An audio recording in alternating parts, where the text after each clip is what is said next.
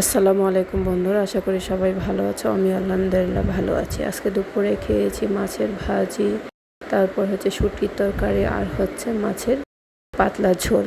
প্রথমে খেয়েছি মাছের ভাজি দিয়ে কাঁচামরিচ এবং পেঁয়াজ দিয়ে গোটা গোটা করে মাছটাকে ভুনা করা হয়েছিল, একদম শুকনো শুকনো করে। সাথে ছিল লেবু এবং লাল লাল ঝাল ঝাল করে ভাতের সাথে মেখে তারপর খেয়েছি। ও সেই স্বাদ!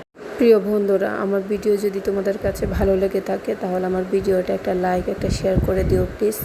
এবং দ্বিতীয়বার খেয়েছি কাঁকরোল দিয়ে, কাঁঠালের বিচি দিয়ে শুটকি। এটা তো অসাধারণ হয়েছে। আমাদের কিশোরগঞ্জের বিখ্যাত কাঁঠালের বিচির সিজনে বা কাঁঠালের সিজনে আমরা প্রায় ভিন্ন সবজি দিয়ে শুটকি রান্না করে থাকি। তার মধ্যে এটা হয়েছে একটা কাঁকরোল দিয়ে, কাঁঠালের বিচি দিয়ে শুটকি রান্না করা হয়েছিল এবং ঝাল ঝাল করে। দেখতেই পাচ্ছেন একদম লাল হয়ে আছে তরকারির কালার। আমার কাছে খুবই ভালো লেগেছে।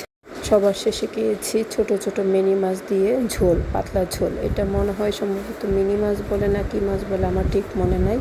এরকমই কিছু একটা হবে। তোমরা যদি জেনে থাকো তাহলে আমার কমেন্ট বক্সে জানাতে পারো। আমার কাছে এই মাছের ঝোলটা খুবই ভালো লেগেছে। তোমরা কি খেয়েছো কখনো?